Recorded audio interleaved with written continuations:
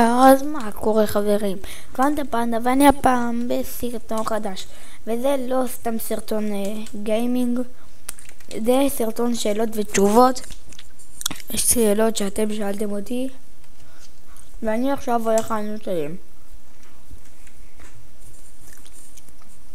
טוב, אז מיהו שואל, רוצה בננה? בשמחה אח שלי, תביא. השאלה השנייה זה שלו זה אם הוא חטיף אנרגיה. אם אני חטיף אנרגיה ואתה, אז זאת אומרת שאנחנו אחים. אז שאלה שלישית שלו זה, אתה אוהב את פרי הפלוטופוס? בטח, פרי אח בדם זה. שאלה רביעית, קקי זה טעים? לא. בלייזיט שאל, טרייבולט באמת פרש? כן, טרייבולט פרש. אם אתם רוצים תפתחו את הערוץ שלו, תבדקו ותראו כמה זמן הוא כבר לא העלה. בני שאל, על איזה כלי אתה יודע לנגן? אני לא יודע לנגן על אף כלי, אולי רק על המטלפון. אלישה שואל, באיזה צבע קקי? קקי זה חום. מה זה ספורט אהוב עליך? כדורגל. אלה פה מאלה שואלת, מאיפה בא השם לערוץ? דה פנדה.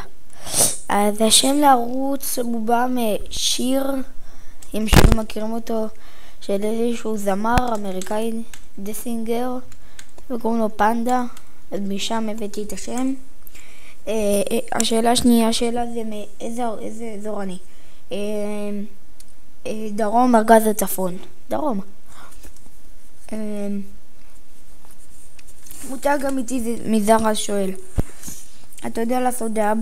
בטח. 2. פנדה זה רק צבע או דבר? זה הכל, פנדה זה החיים. פוצי קוצי מדפקה מפליצה נצנצים. מה ילד, הכל טוב? שבת היום אומר, אני אוהב את הסרטונים שלך מאוד. 2. בן כמה אתה? תודה על זה. ובן כמה אתה? אני בן 10. באיזה כיתה? אני בכיתה A. שכונה שואל, מה המאכל האהוב עליך? צ'יפס, לא של מקדונלדס. ממסחר. 2. יש לך כלב או חתול? אם כן, מה הסוג שלו?